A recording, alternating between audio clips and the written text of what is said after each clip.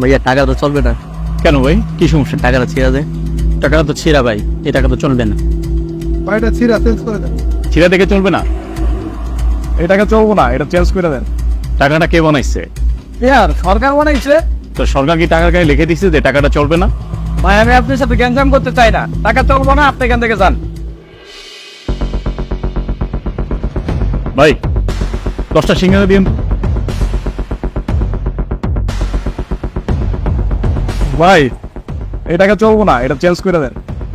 কেন ভাই, কি সমস্যা? আরে ভাই টাকা ছিঁড়া দেখতে পারতেছেন না? ছিঁড়া? টাকাটা কে বানাইছে? ইয়ার সরকার বানাইছে। তো সরকার কি টাকার গায়ে লিখে দিচ্ছে যে টাকাটা চলবে না? ভাই আমি আপনার সাথে গ্যাঞ্জাম করতে চাই না, টাকা চলবো না, আপনি এখান থেকে যান। তাই না? ভাই এটা ছিঁড়া চেঞ্জ করে দেন। কেন ভাই, কি সমস্যা? দেখেন না এটা ছিঁড়া। ছিঁড়া দেখে চলবে না? আমার কাছে তো টাকা নাই ভাই। আপনি না থাকলে অন্য দোকান দেখেন তো।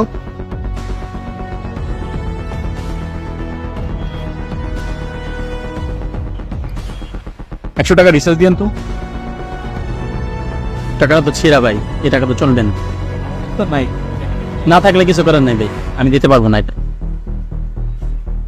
ভাই 2 কেজি আলু দিয়েন তো।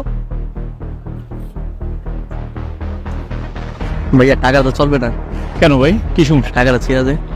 ছিঁড়া দেখে চলবে না? না ভাইয়া, আমার কাছে তো আর নাই। ভাই আমাকে পান মজে চালাতে পারবেন না?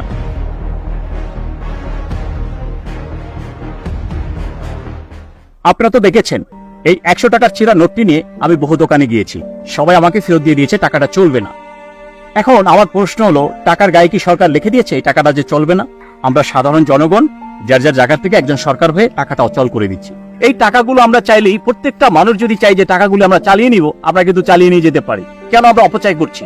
আপনারা একটু খেয়াল করে দেখবেন, উন্নত যে রাষ্ট্রগুলো আছে ওগুলো দিয়ে যদি আমরা তাকাই, ওগুলো দিয়ে যদি আমরা দেখি, তাহলে ওইখানে কিন্তু একটা টাকা যতক্ষণ পর্যন্ত নাম্বার আছে ততক্ষণ পর্যন্ত কিন্তু ওই টাকাটা ওই দেশে চলে। ওই দেশের সাধারণ জনগণ যারা আছে তারা কিন্তু ওই টাকাটা চালিয়ে নেয়। যে অর্থটা আমাদের দেশে সবচেয়ে প্রয়োজন সেই টাকাটাকে কিন্তু আমরা অচল করে দিচ্ছি, সেই টাকাটাকে কিন্তু আমরা অপচয় করছি। তাহলে আমার প্রশ্ন হলো, আমাদের দেশ, আমাদের সমাজ, আমাদের আগামী ভবিষ্যৎ আমরা কিভাবে উন্নয়ন করব? এইভাবে যদি আমরা এই টাকাগুলোকে অপচয় করতে থাকি। এখন হয়তো অনেকেই বলবেন এই ছিঁড়া টাকাগুলো বিক্রি করা যায়। এখন আমার প্রশ্ন হলো, এই ছিঁড়া টাকাগুলো যারা কিনছে তারাই টাকাগুলো কি করছে?